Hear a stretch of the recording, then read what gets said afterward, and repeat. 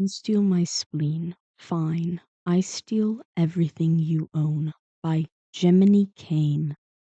Rating. Not rated. Archive warnings. Creator chose not to use archive warnings. Graphic depictions of violence. Categories. Female/male. Male/male. Female/female. Multi. Fandoms. Batman, all media types. Batman, comics. Red Robin, comics. Young Justice, cartoon. Young Justice, all media types. Relationships. Tim Drake and Bruce Wayne. Tim Drake and Dick Grayson. Tim Drake and Jason Todd. Tim Drake and Damian Wayne. Tim Drake and Alfred Pennyworth. Tim Drake and Dick Grayson and Jason Todd and Damian Wayne. Tim Drake and Cassie Sandsmark. Cassandra Cain and Tim Drake. Tim Drake and Prudence Wood. Bat Family members and Tim Drake DCU. Stephanie Brown and Tim Drake. Tim Drake and Selena Kyle. Tim Drake and Con/Connor Kent. Dick Grayson and Jason Todd. Tim Drake / Con/Connor Kent. Pamela Isley/Harleen Quinzel. Tim Drake and Pamela Isley and Selena Kyle and Harleen Quinzel. Tim Drake and Harleen Quinzel. Tim Drake and Pamela Isley and Harleen Quinzel. Tim Drake and Pamela Isley. Tim Drake and Tam Fox. Characters. Tim Drake, DCU. Bruce Wayne. Dick Grayson. Jason Todd. Damian Wayne. Alfred Pennyworth. Cassandra Cain. Con/Connor Kent. Bart Allen. Cassie Sandsmark. Prudence Wood. Rachel Ghul. Leslie Tompkins. Stephanie Brown. Clark Kent. Harleen Quinzel. Pamela Isley. Joker Jr. Selena Kyle. Talia al Ghul. Tam Fox. Slade Wilson. Additional tags. Tim Drake's missing spleen. Tim Drake-centric DCU. Tim Drake needs a hug DCU. Canon typical violence. Alternate universe canon divergence. Lazarus Pit DCU. Tim owns more nukes than Russia. No, that is not a joke. Bruce Wayne is Batman. Bruce Wayne tries to be a good parent. Hurt Tim Drake DCU. Protective Con/Connor Kent. The League of Assassins. Family issues. Feral Tim Drake. Morally ambiguous Tim Drake. Badass motherfucker. Tim Drake DCU. Fluff and angst. Tim Drake lacks self-preservation instincts. Joker Jr. Creepy Rachel Ghul. Tim Drake gets a hug DCU. Tim Drake gets therapy DCU. Badass motherfucker. Tam Fox. PODFIC welcome. Language. English. This was published in 2024, December 18th. Summary. Raish stole Tim's spleen and threw him out a window, so Tim retaliated by stealing every single asset in the League's possession and then blowing every major League of Shadow base in the world to smithereens, as one does. Or cue the one where Tim gets his hands on all of the League's material assets, and I mean all of them. Money, weapons, poisons, information, surveillance, Lazarus pits, magical artifacts, and of course the nuclear bombs that he found in the basement, all of which now belong to Tim. What could go wrong? Smiley face. Chapter 1. Winner Takes It All. It would be 2 days before Bruce woke up from his medically induced coma. That might not seem like a lot of time since Tim had spent almost a year trying to find the man, yet it was too long for him to sit still by Bruce's side. Tim thought that as soon as Bruce was back, he could finally breathe, let all last year's events hit him like a dump truck, and deal with the grief as it came. Instead, something so much colder washed over him, something that he had never truly understood when he saw it in Janet's eyes that could stare down even the toughest businessmen. It was starting to make its way through his body, and now he understood all too well. Tim had been wronged in so many ways by so many people, but while others had hurt him and left their scars, one had wronged him in such a way that made his fingernails dig into the palm of his hand. Ghul had not just left a scar, he had stolen a whole fucking organ, and then when Tim had bested him in the end and escaped the League of Assassins, the Immortal had tried to destroy the Wayne family's life work and thrown Tim out a window when the Bat plan had failed, too. Anger, not in the way Jason felt anger, or any of his siblings for that matter, spread like dark frostbite under his skin. Sometimes emotions can be hard for Tim to comprehend, but this one was clear, and he did not fight the darker part of his brain as it formed a plan. Tim took in the sight of Bruce's tired form, chest going up and down peacefully. Bruce would not stop breathing just because Tim looked away. He would be there when Tim woke up, but there was no reason to stay at the watchtower right up until then. Heavy and recognizable footsteps started making their way down the hall, and at that exact moment he decided it was time to leave. He whispered a little, "I will be back, promise," to his sleeping father, before swinging his bag over his shoulder and leaving the room in a hurry. The pace he made down the hall was quick. He hoped that the person had not been quick enough to see him leaving. "Hey, Tim, wait!" Tim did not wait. Instead, he kept the same pace on his way back to the Zeta tubes. He was so close, but a large hand landed on his shoulder only a few feet away. Tim let out an inaudible groan before straightening his shoulders and looking back at the brick of a figure behind him with an icy glare that would have done one of Janet's glares justice. The other man's eyes widened for a second before he retracted his hand and took a step back. "What do you want, Superman?" Tim asked in a neutral tone, but matched with the glare it came off more chilling. The classic Superman smile appeared on Clark's face. If it was to make Tim more comfortable or himself, he was not sure. Tim had not seen Clark since the other man had refused to believe him when Tim said Bruce was alive and jumped on Dick's "Tim is crazy and belongs in Arkham" train. "I called for you in the hallway. I suppose you didn't hear me." Clark finished with a small laugh that Tim saw through in an instant. Clark knew Tim had ignored him. "Well, not all of us have super hearing." Tim smiled back just as flashy as Superman did, but he kept the cold look in his eyes. Clark let out another small laugh. "Of course not." His eyes went from Tim to the Zeta tube before back to Tim again. "Are you leaving? I thought you would stick around until Batman woke up," he questioned with a hint of concern that Tim did not think he had meant to show. "I have something that needs to be taken care of." "I'll be back before Bruce wakes up," Tim told sternly, and let his glare falter as he turned and took a step towards the Zeta tube in an attempt to end this conversation as fast as possible. "Oh, if it's far, I could give you a ride," Superman tried when Tim's back was turned. "It's not far enough away that I would want to ask you for help," Tim said as he stepped into the Zeta tube. The tube would send him to Gotham, so he would need to travel to the other side of the world, which would take hours even in a Batplane. But his statement still rang true. After all, the last time Tim had asked him for help, it had not gone too well. Before Superman could get another word in, Tim activated the Zeta tube.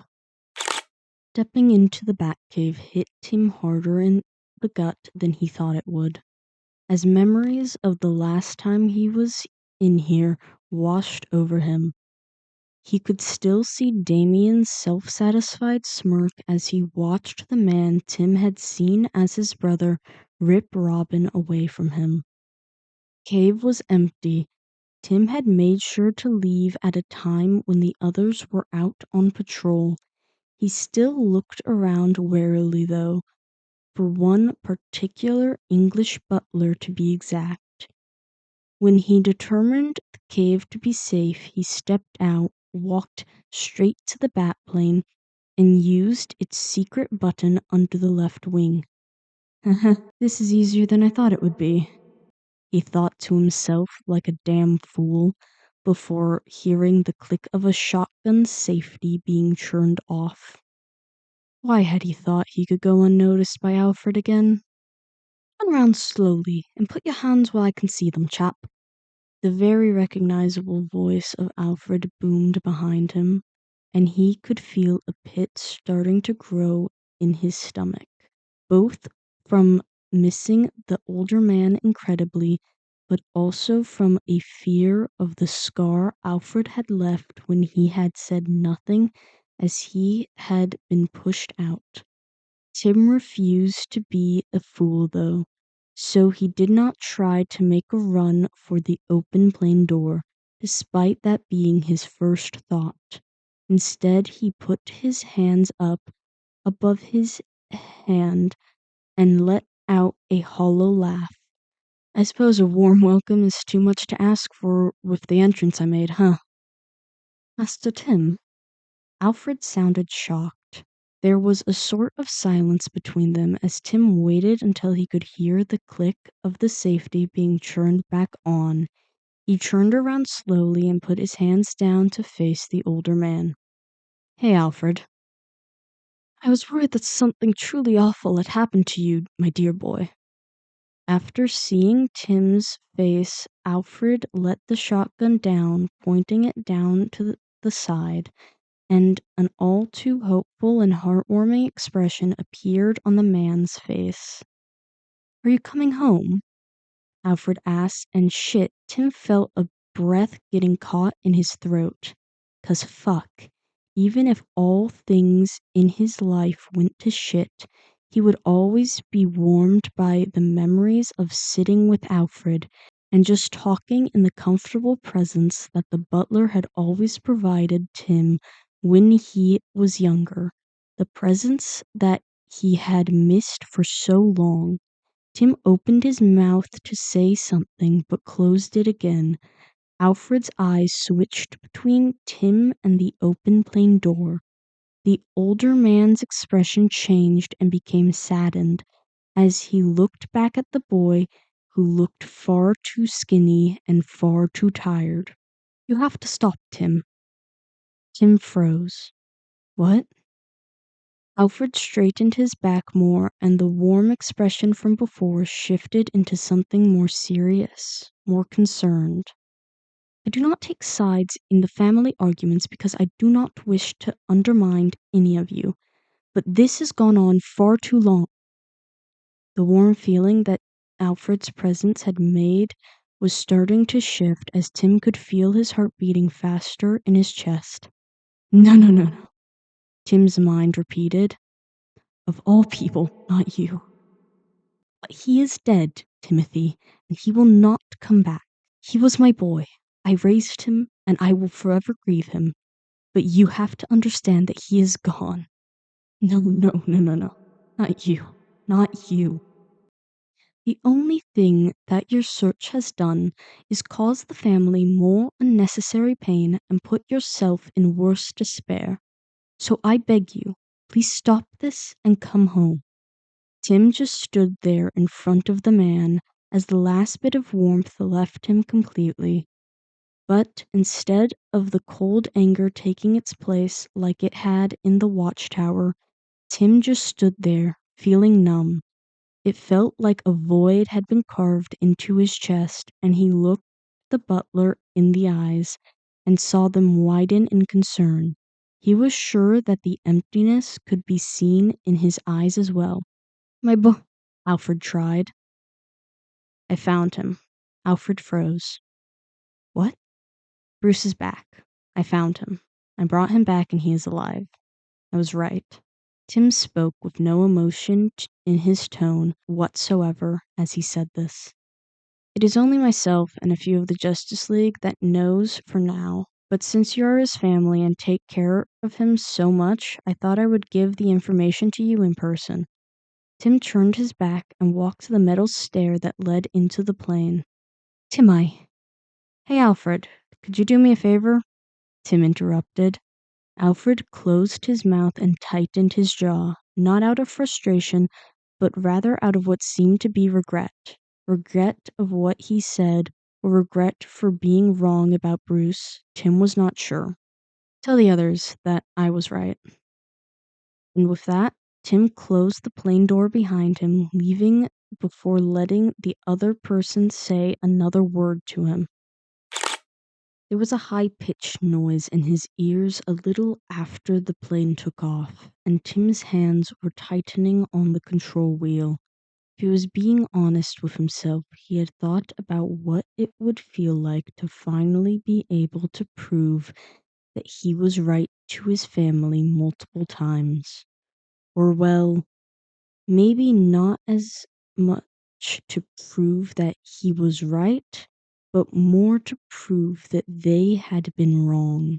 Wrong not to trust him and wrong to call him crazy. Now there was just this ringing noise that got worse as the plane went on. Tim pulled his phone out of his pocket and scrolled through his contacts until he landed on one that he had dubbed Pinocchio. It was the code name he had given Prue, due to her last name being Wood, as well as the woman's tendency to break one of the body parts in her face far more often than any of the other bones in her body. His finger pressed the green button, and then a couple of rings later, a woman's voice came through with a "Who dis?" Tim could not help himself from letting out a surprised laugh. Quite literally saved your life, and yet I'm not good enough to be saved as one of the contacts in your phone? I am hurt. Prue paused for a second before she started laughing. You're saved in my contacts. I just forgot the code name I gave you. Prue exclaimed. Tim creased one of his brows, almost afraid to ask. What code name did you give me? Lamprey. Tim put 2 fingers to his knitted brows. You named me Lamprey in your contacts? He groaned. Prue just laughed again. Well, your smiles are kinda similar, and I googled spleenless animals, and that was one of the first ones to show up. Better than hagfish if you ask me. Prue laughed, as if it was the funniest shit ever. Tim could not help but smile at his friend's stupidity. The ringing stopped, he noticed, as he gave Prue time to calm down from her laughing fit. Anyways, why the hell are you calling me, boss? The smile on Tim's face turned from humorous to something more sharp. You told me once that you knew about the secret entrances to the cradle. Is that statement still true? Despite not being able to see her, Tim knew that the woman's eyes widened. Yes, she said, sounding both suspicious but also curious. Remember those plans I made about leaving the League with a bang that never came to fruition since it became too risky after Tam got involved? Yes. The grin became evident in her voice. What would you say about giving Raish a proper goodbye this time? You know where to find me, pretty boy. As soon as the Batplane had landed in a place where it would not be noticed by any unwanted party, Tim stepped out to immediately be assaulted with a duffel bag to the face. Hey boss, missed you scrawny ass. Tim grabbed the bag and brought it down to his side, only to see 2 thin lines of medical tape over the female assassin's nose. Did you break your nose again? He questioned in a teasing tone, which earned him a punch to the shoulder. You should see the parts left of the other guy, Prue defended, and Tim just smiled. "Missed you too," he said and rubbed his hand over his shoulder. Prue rolled her eyes with fondness before turning her sight towards the bat plane to allow Tim to change. She whistled at the sight of it. "Did your family really give you permission to take this baby on a revenge plot, or should we be expecting a swarm of bats up our asses soon for stealing their toys?" "I messed with the tracker. Right now it looks like I am somewhere in the Philippines." After he had pulled the upper part of the dark uniform over his head, he stood with the armor that he had been wearing before. The Red Robin logo shined with the little light the moon gave, and Tim's lips tightened. It was another identity he had taken at the beginning of his search for Bruce. Besides, I gave them something else to worry about. With a light tap on her shoulder, Prue turned around and put her hand to her chin as if she was giving Tim an evaluating look. "Looking good. It really brings out the color in eyes," she commented. Tim rolled his eyes. "So what's the plan?" The whole blowing the place up thing was honestly pretty simple since Tim still had the program he made to overload the League's computers and make their places go boom. He just needed to change it a bit so that it would affect all of the League's bases and make sure that they were completely wiped off. The more complicated part was getting to the server room without causing suspicion. The uniforms made sure that they were not jumped on the spot, but one wrong movement was enough to seem out of place since all the assassins moved on a schedule. And sure, Prue knew how to act correctly after having worked as an assassin for years, but Tim sure as hell did not, which was why he was walking behind and trusting her to take lead. Tim also wore a backpack for his computer, which did not do him any favors. The secret passage they had entered from led them right into a room that sent a shiver down Tim's spine, as half-conscious memories of laying on a surgery table came back to him. The acidic green of the Lazarus pits shined into his eyes. Prue seemed to notice Tim getting into his head, so she grabbed him by the arm and brought him back to reality. "Come on, we need to go," she whispered. Everything was going smoothly, right up until someone from behind them shouted at them to stop in Arabic. Without missing a beat, they both ran down the ridiculous large hallways. No matter how many corners they cut to get away, the footsteps proceeded to keep up with them. Right up until Prue grabbed Tim by the arm and threw them both through a door and closed it behind them. They both stayed quiet as they listened to the footsteps' movement. When they had moved out of their ears' reach, Tim let out a breath of relief. His eyes wandered around the room they had ended up in. The walls had shelves filled with vials and herbs. With quiet steps, Tim wandered over to one of the small bottles on the shelf that had a malefic deep purple color. "Careful with that," Prue whispered. "One drop could kill a man." Prue turned back to the door and looked through it cautiously. "We're clear to go."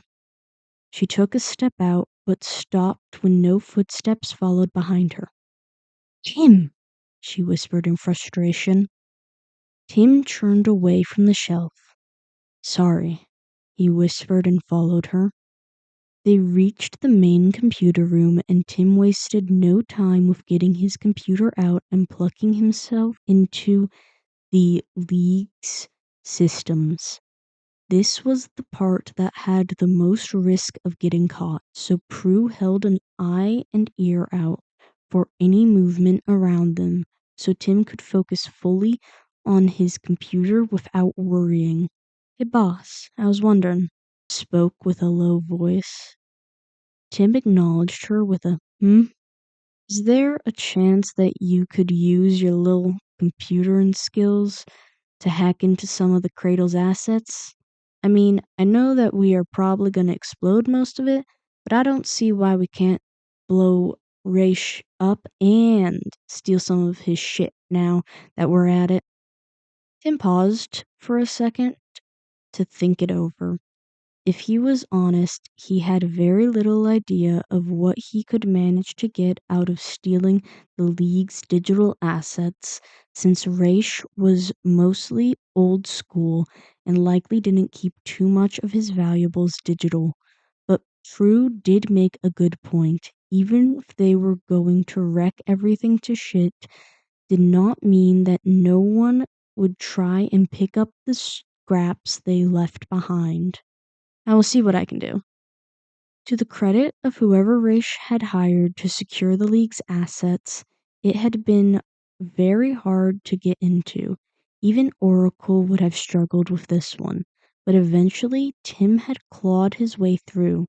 Before he could even read anything listed, Prue tapped 2 times on the wall, which meant someone was coming down the hall.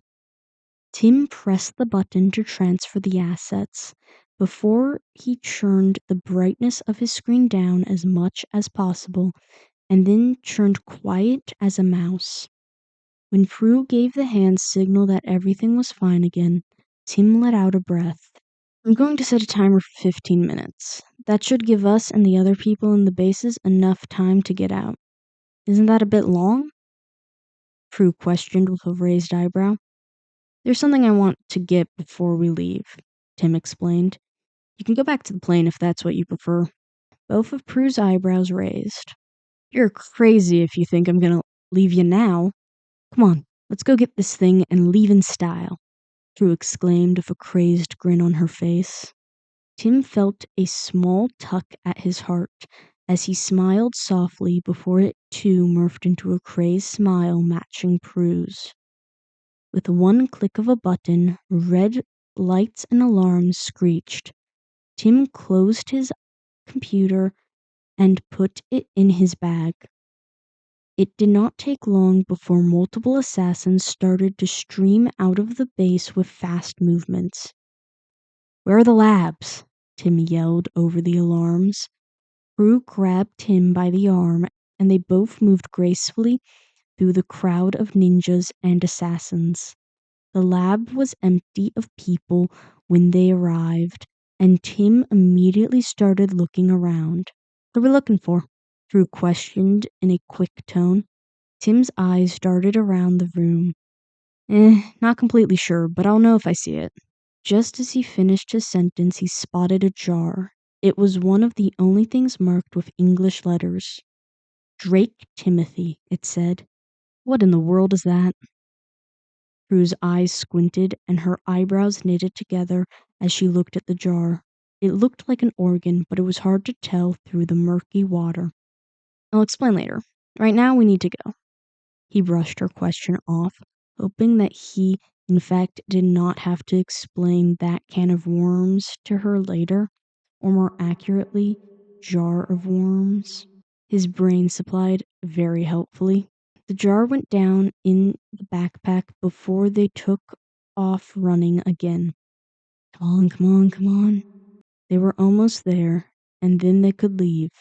Tim could finally let this place and his memories of it burn. He could feel his heart beating faster and faster.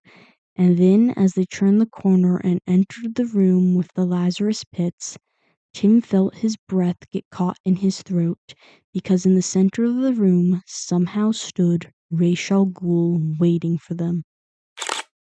"Hello, detective," he said in a sharp tone. "Oh, no. The assassin who had chased them earlier must have alarmed their leader. Fear made itself known to Tim. He straightened his shoulders and let his mother's words flow through his brain. "This is not how a Drake acts. Put yourself together, Timothy." The panic he felt was pushed deep down before he took his mask off and faced Raish directly. "Raish, Tim let no weakness show as he acknowledged the other man. Even when Raish pulled out his sword, Tim refused to flinch. I must admit, this scheme of yours has been very clever, but you are a foolish boy if you think that I will stand to the side and watch. Raish spoke in a dark tone as he readied his sword. Tim put his bag to the side and pulled out 2 daggers from his belt. A backpack could have been explained, but a bowstaff could not, since League assassins only used highly lethal weapons. He knew how to fight with daggers well enough, but he would prefer his bowstaff any day. I will give you 1 chance to undo your actions, and in return I will leave your loved ones out of your punishments. Both his and Prue's hold tightened on their weapons, none of them standing down. Raish let out a sigh. Suddenly, Raish charged towards them, forcing Prue to block with her sword, and for Tim to jump to the side.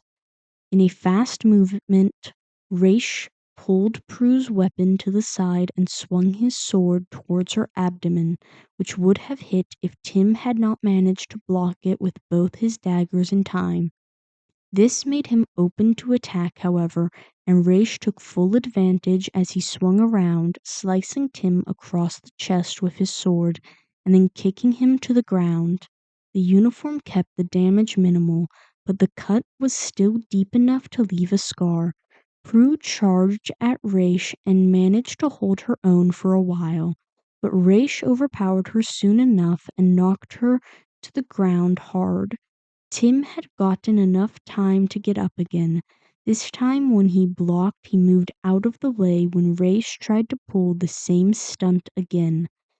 Tim let Raish push him back, away from Prue, and he made desperate moves in an attempt to get a hit on Raish, but the immortal either blocked it or avoided his strikes every time. One of the moves Tim made had left him unprotected from the side when it had failed, and in one quick movement, Raish grabbed Tim's left wrist and forced him to the ground with one arm lifted behind his back. I am disappointed, Detective. Of all the people in your family, you were the last one I would expect to fight so recklessly. You truly are nothing more than wasted potential. Tim groaned in pain as Raish twisted his arm and forced him to drop the knife from his left hand. Stop this plan of yours now. Raish bent down and got closer to Tim as his voice became darker. Or I will kill every single person you love in front of you and then bring them back from the cruel hands of death just to kill them again. Tim tried to hide it, but he could not stop his heart from pounding faster in his chest at Raish's words. Imagine giving so much to a family that never loved you as one of their own. I wonder how easily it would be to make them hate you as they were tortured because of your actions. Tim could feel tears starting to stream down his face. Well, they would despise you more than they already do. With an agonizing scream, Tim pulled his arm out of its socket to get out of Raish's grip, enough to swing his other hand that still held a dagger at Raish. The boy pulled away with heavy, uneven breaths. Raish stepped back surprised. 2 fingers were lifted to the cut Tim had made on his cheek. Tim stood with his left arm limp to the side and his other raised with the knife still in hand. I was not being reckless. He laughed a distorted laugh. I was just baiting you. And then Raish saw it.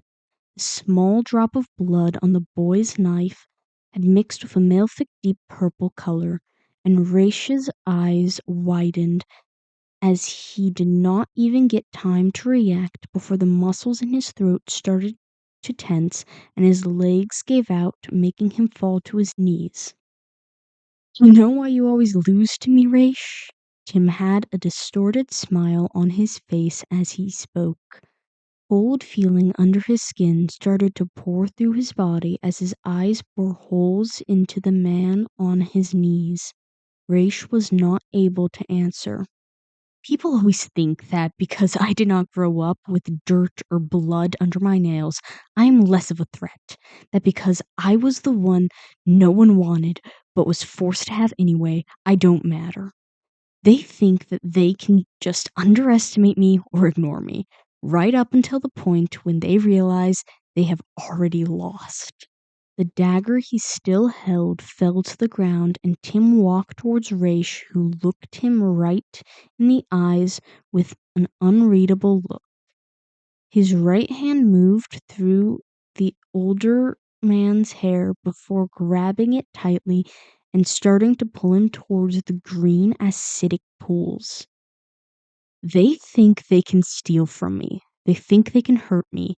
They think they can just take advantage of me without any consequence.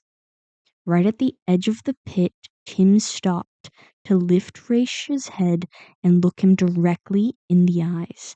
The smile on his face and the unsettling laughter faded away. In its place was something much colder. You took advantage of me. Without warning, Raish was pushed down under the Lazarus pit water. There was a faint feeling of acid burning his skin as Tim held the other man down, but the ringing in his ears tuned out the pain. He was not sure how long he held the man's head there before he was shaken out of it by a hand on his shoulder.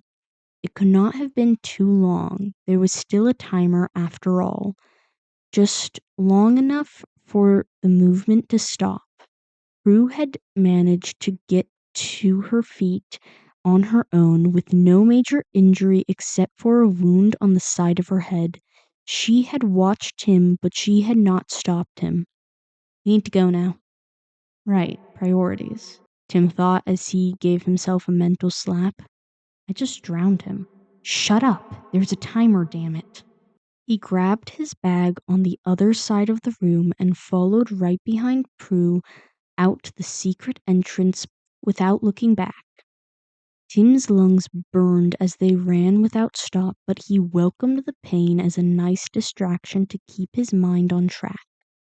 They all but threw themselves into the plane when they arrived, and the door did not get to close before Prue had the plane lift off the ground. Tim looked at the base as his mental timer ticked down. 3, 2, 1. The whole thing was surrounded by a massive explosion of fire and smoke in an instant. The force of it was enough to throw the plane off, and Prue had to pull tight on the control wheel to get them back on course.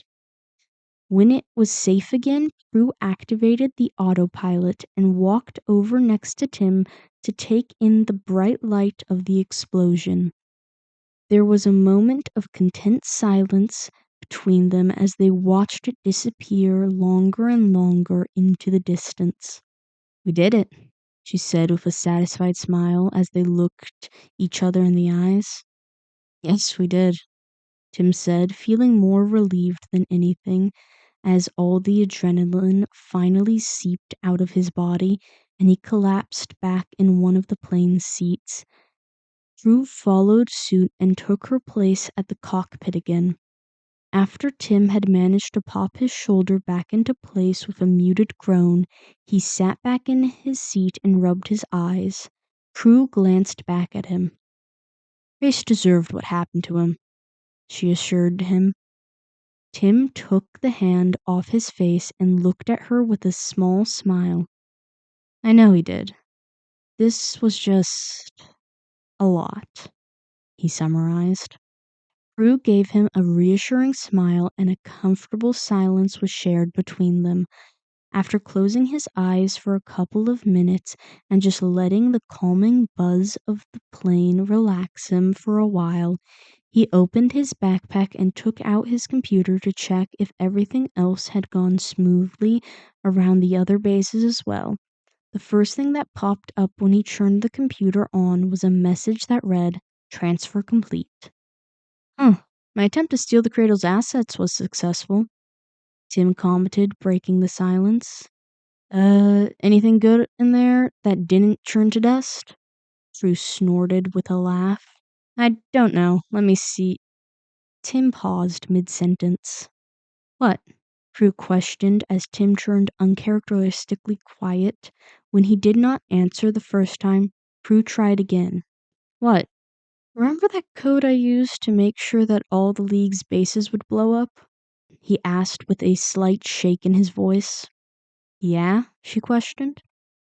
It also applied itself when I stole assets from the cradle. I hacked all of it. Prue's eyes widened as she was wrapping her head around what Tim was saying. She charged out of her chair and went over to look at Tim's screen that held rows upon rows of listed properties, weapons, artifacts, labs, and information from all over the world, spanning back lifetimes. Holy shit, Prue stammered before walking to the middle of the plane with both hands on the side of her head and laughing hysterically. Holy shit, this is awesome! She laughed. Tim raised his brows, still shocked. How much money did you get? She asked excitedly before calming herself down a bit and looking back at Tim again. Tim let his fingers move over the keyboard with only a slight shake to them. For the second time in just a few minutes, Tim froze as he laid eyes on the number written down before him. He took his screen down halfway and looked Prue in the eyes. I think I just became richer than Bruce.